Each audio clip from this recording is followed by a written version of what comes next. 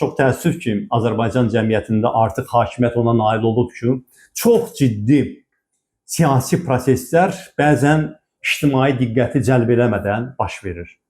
İlham Əliyev çoxdan deyirdi ki, bizim perspektivdə gedəcəyimiz yol Avropa Birliyi yolu deyil, bizim yolumuz Mərkəzi Asiya yoludur. O Mərkəzi Asiya ölkələri ilə Azərbaycanın vahid siyasi və iqtisadi məkanda birləşməsini istəyirdi və təsadüfi deyil ki, 2023-cü ildən şəxsən İlham Əliyev Orta Asiya sammitlərində iştirak edirdi və nəhayət indi rəsmən biz olduq Orta Asiya, deməli həmin o sammitlərinin bərabər hüquqlu üzvü.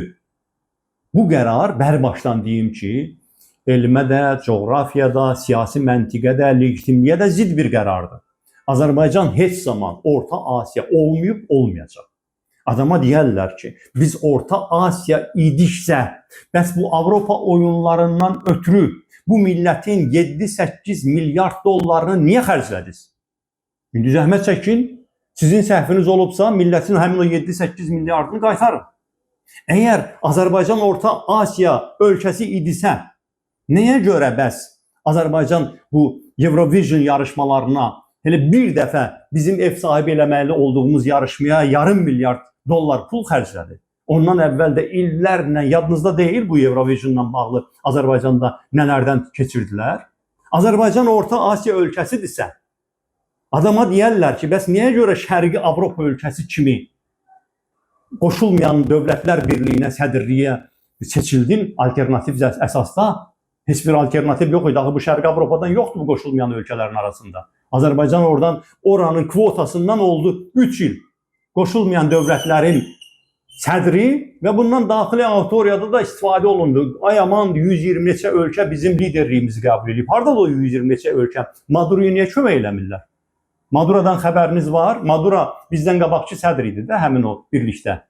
Deməli, COP29-a da Azərbaycan o cür sədrliyi həyata keçirdi. Şərqi Avropa ölkəsi olaraq. Hətta bir neçə il bundan qabaq biz BMT Təhlükəsizlik Şurasına da Şərqi Avropa ölkəsi kimi seçilmişik. Şərqi Avropanın kvotasından seçilmişik.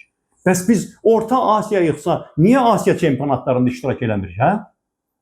Şahmatdan, judodan, güləşdən, futbola, voleybola, hər yerə qədər. Bütün idman yarışlarında biz Avropa çempionatlarında oynamırıq. Hardan çıxdı ki biz Orta Asiya ölkəsiyik? Biz Avropa ölkəsiyik. Biz müstəqillik qazanandan birinci ildən bütün deməli idman yarışlarını Azərbaycan Avropa çempionatlarında oynayır. Azərbaycan 2001-ci ildən Avropa Şurasının üzvüdür. Avropa İnsan Haqları Məhkəməsinin yurisdiksiyasında da Azərbaycan. Buna görə də bu bir əllaməçilikdir. Necə yəni Azərbaycanı Orta Asiya eləyəcəyik? Bu bir siyasi qərardır.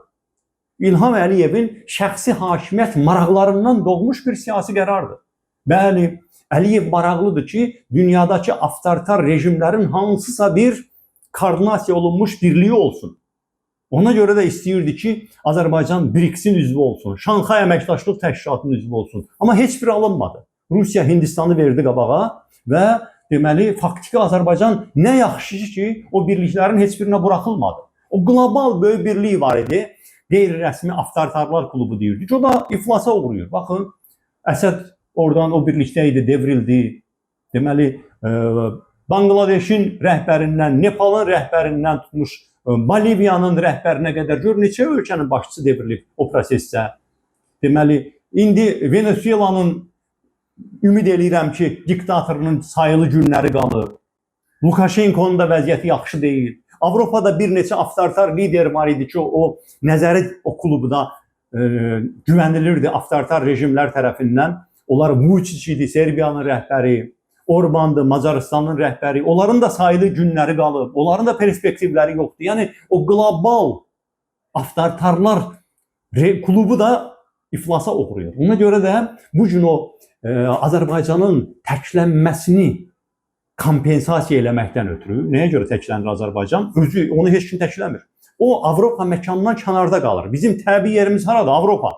Cənubi Qafqaz haraya gedir? Avropaya. Biz oradan kənara çəkilirik. Niyə görə? Çünki Avropa insan haqları tələb edir. Demokratiya, pluralizm tələb edir, azad mətbuat tələb edir, insana insan kimi yanaşmaq tələb edir. Avropada İnsan Hüquqları Məhkəməsi var. Başqa yerdə yoxdur bu. Deməli, ona görə də Azərbaycan hakimiyyəti Avropadan aralanmaq istəyir və o, belə deyək, tam tək qalmamaqdan ötürü hansısa bir avtoritar birlik olsun, bizim də adımız orada keçsin ki, biz tək qalmamışıq. O məqsədlə gedib bu Orta Asiya birliyinə qoşulub. Yaxşı, biz Orta Asiya idisi isə bizim nəyə görə şəxsən İlham Əliyevin 2007-ci ildə imzaladığı milli təhlükəsizlik konsepsiyasında Azərbaycanın strateji hədəfi Avro-Atlantik məkana inteqrasiya göstərilir? Bizim onda Quamda nə işimiz var idi? Quamın əsasnaməsində çox açıq şəkildə yazılıb ki, Quam üzvü olan ölkələrin perspektivdə Avropa Birliyi və NATOya inteqrasiyası nəzərdə tutulur. Deməli, Azərbaycanı öz təbii yerindən qoparırlar. Avtoritar ölkələrin olduğu bir birliyə də qatırlar. Bir tərəfdən Azərbaycanın bu şəkildə təklənməsini güya pərdələyirlər, gözdən pərdə asırlar. O bir tərəfdən isə insanları çaşdırıb Azərbaycanı təbii olduğu yerdən qoparmaq siyasəti həyata keçirirlər. Bəs bu bizim həyatımıza necə təsir eləyir? Biz gərək kontekstə də baxaq da. Bu hansı zamanda baş verir? Bizim döyüş meydanında məğlub elədiyimiz Ermənistan Avropa İttifaqına üzv olur. Artıq ermənilər Avropa İttifaqına vizasız gedib gələcəklər. Bir müddətdən sonra da Avropa İttifaqının üzvü olacaqlar. Biz Azərbaycanlılar da, əziz həmvətənlər, baxın, həmin bax, Albaniya kimi, Çernogoriya kimi, Moldaviya kimi, Ukrayna kimi, Ermənistan kimi, Gürcüstan kimi biz də Avropa İttifaqına üzv ola bilərik. Avropa İttifaqı haradır? Dünyanın ikinci ən yaxşı inkişaf eləmiş mərkəzi. Birinci harada ABŞ-dır. Ora bizim şansımız yoxdur.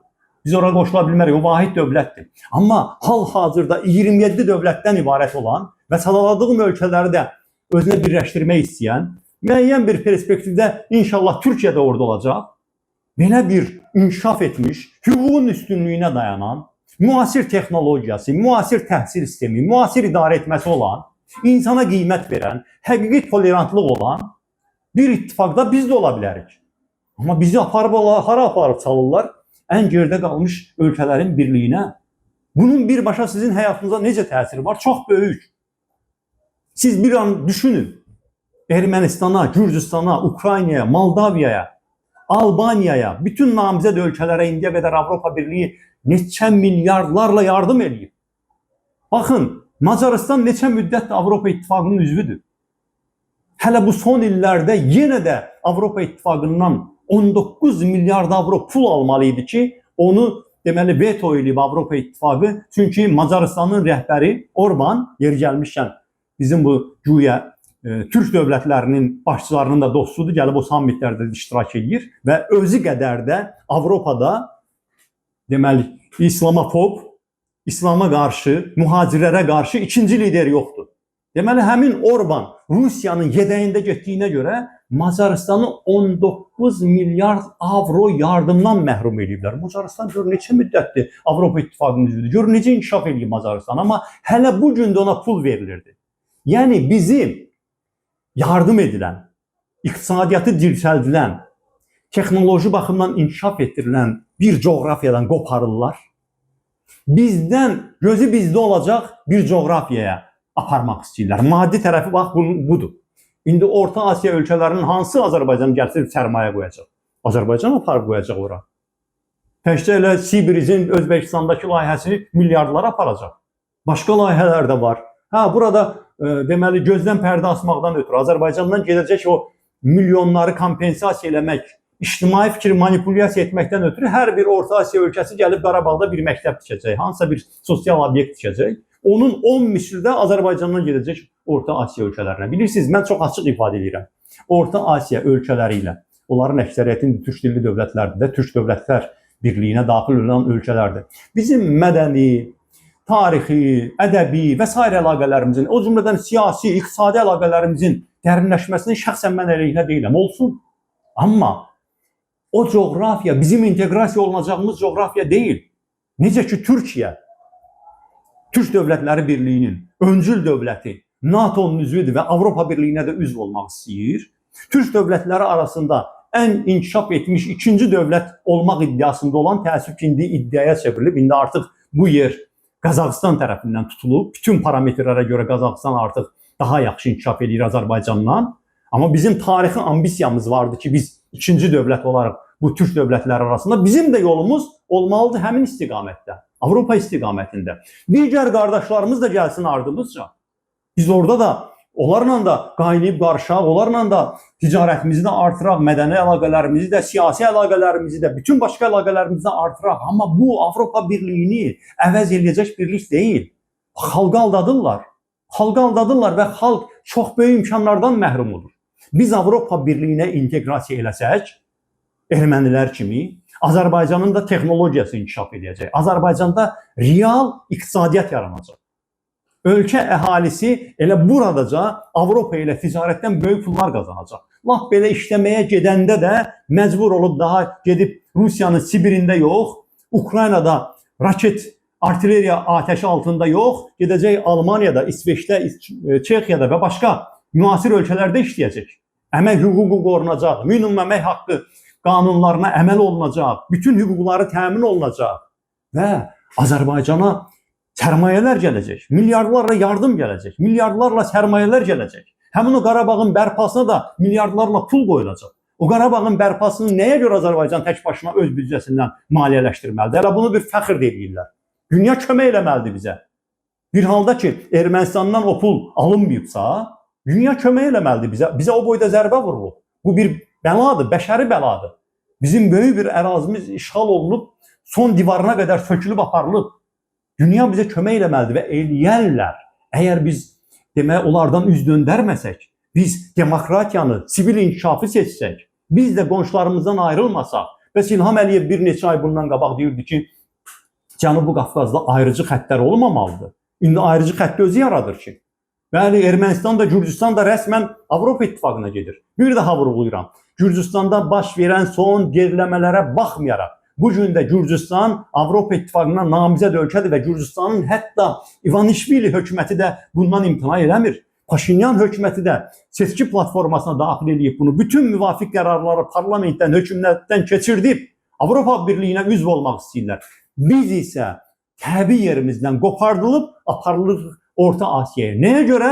Nə var Azərbaycandakı avtoritar rejim özünü komfortlu hiss eləsin. Artıq ondan Orta Asiyada kim tələb edəcək ki, sən ged o 392 məhbusu azad elə. Azərbaycanda nəyə görə azad mətbuat yoxdur? Avropadan ona görə aralanırlar ki, Avropada bu suallar verilir Azərbaycana. Ona görə də biz xalq olaraq fərqində olmalıyıq.